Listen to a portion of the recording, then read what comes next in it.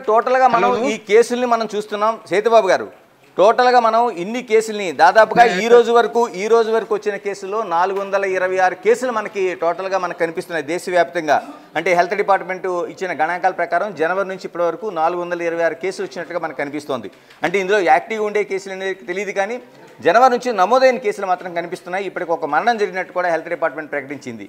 ఇప్పుడు JN.1 కావచ్చు, లేకపోతే అంతకుముందు ఉన్న కరోనా వేరియంట్స్ ఏవైతే ఉన్నాయో, ఒమిక్రాన్ కావచ్చు, డెల్టా కావచ్చు, డెల్టా ప్లస్ కావచ్చు, ఇవన్నీ చూసిన తర్వాత ఈ రోజున ఎంత భయపడాల్సిన అవసరం ఉంది మనకి? వినిపిస్తుందండి గణేష్? ఎస్, చెప్పండి డాక్టర్ గారు, చెప్పండి. ఓకే, ఇప్పుడు ఇది కరోనా అనేది ఒక రిసర్జెన్స్. నార్మల్గా ఆల్ ఇన్ఫెక్షియస్ డిసీజెస్ సైక్లికల్గా పైకి కిందకి వస్తుంటాయి. ఈ COVID-19 అనేది మనకు కొత్తగా వచ్చింది 21లో. అది కూడా ఈ వైరస్ ఏమైందంటే మొత్తం ప్రపంచం అంతా వ్యాపించేసి చాలా మందిని ఎఫెక్ట్ చేసి మొత్తం మళ్ళీ క్వైట్ అయిపోయింది. మొత్తం ఆల్మోస్ట్ మనం అనుకోవచ్చు అకేషనల్ కేసు రిపోర్ట్స్ తప్ప మనకి నిజంగా కేసెస్ అంటూ ఏం కనిపించలేదు. ఇప్పుడు మళ్ళీ కొంచెం ఎన్విరాన్మెంట్ మారిన తర్వాత, ట్రావెల్ పెరిగిన తర్వాత కేసెస్ రిపోర్ట్ అవుతుంది. అయితే ఒకటి ఇంపార్టెంట్ ఏంటంటే మన జాగ్రత్తలో మనం ఉండాలి. ఇది పాండమిక్ అవుతుంది, ఇంతకు ముందులో అవుతుందనే నమ్మకం కొంచెం తక్కువ ఉంది. కారణం అప్పుడు అది మనకి తెలియకుండా వచ్చింది. ఇప్పుడు మనం చాలా నాలెడ్జ్తో ఉన్నాము, వ్యాక్సినేషన్ ఇచ్చి ప్రొటెక్ట్ అయి ఉన్నాము.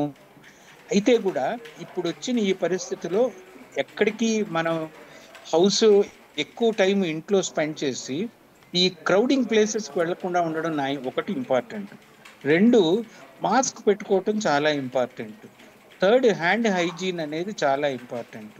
సో ఈ 3 పాటిస్తే మనం ఈ వ్యాధి బయట మిగతా వాళ్ళకి సోకకుండా చేయొచ్చు అనేది ఫస్ట్ ఇంపార్టెంట్. సెకండ్, మన దగ్గర మందులు ఉన్నాయి. ఇప్పుడు మనం మందులతో దాన్ని ఈజీగా ప్రివెంట్ చేయొచ్చు. అంటే ప్రివెంట్ అంటే ట్రీట్ చేయొచ్చు. అందుకని ఎర్లీ రిపోర్ట్స్తో మనం ఫిజిషియన్ దగ్గరికి వెళ్ళి టెస్ట్ చేసి కరోనా పాజిటివ్ అంటే ఐసోలేట్ చేసి మెడిసిన్స్ ఇస్తే తగ్గే అవకాశం ఎక్కువ ఉంటుంది. ఫైనల్గా ఏం చెప్పొచ్చు అంటే లాస్ట్ టైం ఉన్నంత భయం కానీ ఉన్నంత ఆందోళన కానీ ఇప్పుడు చెందకుండా, అయినా కూడా ప్రివెంటివ్ మెజర్స్ అంటే మనం తీసుకోవాల్సిన జాగ్రత్తలన్నీ తీసుకోవాలి. సేతుబాబు గారు, ఇప్పుడు గతంలో ఒమిక్రాన్ మనం చూసాం, మనం ఒమిక్రాన్ చూసాం, తర్వాత డెల్టా ప్లస్ ఆ వేరియంట్స్ని చూసాం. ఇప్పుడు JN.1 అని చెప్తున్నారు. అంటే మనకి వీటి స్థాయిలో మనని అంత అటాక్ చేసే అవకాశం లేదంటారా? లేదు, ఇది JN.1 కొంచెం తక్కువ సీరియస్. అది దీనికి వన్ మోర్ కారణం ఏమిటంటే మనందరం వ్యాక్సినేటెడ్, ప్రొటెక్టెడ్, ఇమ్యునలాజికల్గా కాంపిటెంట్గానే ఉంటాం. అయితే ఒక సెట్ ఆఫ్ పీపుల్ ఎవరంటే super senior citizens, people who are taking cancer medications, steroids తీసుకుంటున్నాడు, వీళ్ళందరూ కొంచెం జాగ్రత్తగా ఉండక తప్పదు. ఏదేమైనా ఒక 2 వారాల్లో దీన్ని ఎట్లా వ్యాపిస్తుంది, ఎంతవరకు ఇంకా కేసులు రిపోర్ట్ అవుతాయి. ఇప్పుడు మీకు ఇంకొన్ని కేసులు వచ్చే అవకాశం డెఫినెట్గా ఉంటుంది. ఎందుకంటే by the time we realize చాలా కేసులు వచ్చేస్తాయి. అప్పటికి మనకి జాగ్రత్త పెరుగుతుంది. గవర్నమెంట్ వాళ్ళు ఆల్రెడీ సర్క్యులర్స్ ఇష్యూ చేస్తున్నారు, మీటింగ్స్ అది మానేమని చెబుతున్నారు. మీరు చెప్పింది రైటు.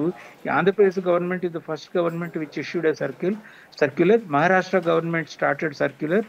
ఈ railway stations, airports, they are all started taking enough precautions.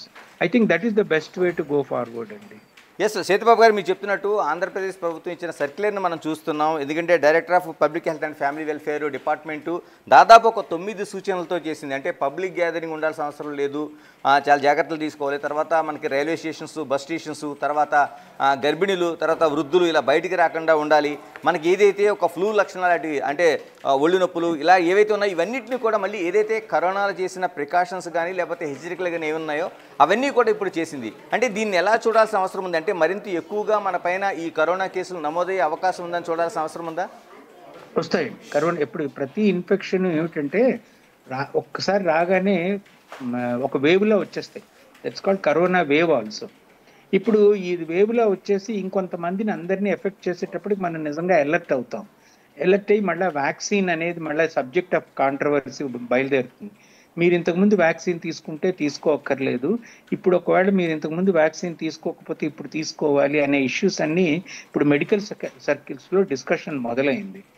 ఏదేమైనా మన బేసిక్ జాగ్రత్త ఒక్కటేనండి గణేష్. నెంబర్ 1, మాస్క్ వేసుకోవటం, క్రౌడింగ్ ప్లేసెస్కి వెళ్లకుండా ఉండడం, హైజీనిక్ ఫుడ్ తినడం, సేఫ్గా ఉండడం. ఫర్ నెక్స్ట్ 2 వీక్స్ మనకు ఒక టెస్టింగ్ పీరియడ్ ఇది. సేతుబాబు గారు మీరు అన్న దాంట్లో ఒక కీలకంగా ఇది ఒక పాండమిక్గా మారే అవకాశం లేదనేది ఒక మాట ఉపయోగించారు. ఎలా చెప్పగలుగుతాం? అంటే ఏబీసీలో అంతకుముందు చెప్పండి. దీనికి ఒక చిన్న వర్డ్ ఉంది, ఒక హర్డ్ ఇమ్యూనిటీ అని ఒక వర్డ్ ఉంది. హర్డ్ ఇమ్యూనిటీ అంటే మనం ఇమ్యూనలాజికల్లీ వీఆర్ ఆల్ గేర్డ్ అప్ అండి. ఒకవేళ కోవిడ్ వచ్చిందని 1 నిమిషం అనుకుంటే ఏమవుతుందంటే నేను వ్యాక్సిన్ తీసుకున్నాను కాబట్టి ఆ బాడీలో ఆటోమేటిక్గా కొన్ని యాంటీబాడీస్ బయలుదేరి నన్ను ప్రివెంట్ చేస్తుంది. సో కోవిడ్ ఎఫెక్ట్ అయినా వ్యాక్సినేషన్ చేసిన వాళ్ళకి అంత పెద్ద ప్రాబ్లం రాకూడదు అనేది నేను నిజంగా సీరియస్గా ఆలోచిస్తున్నాను.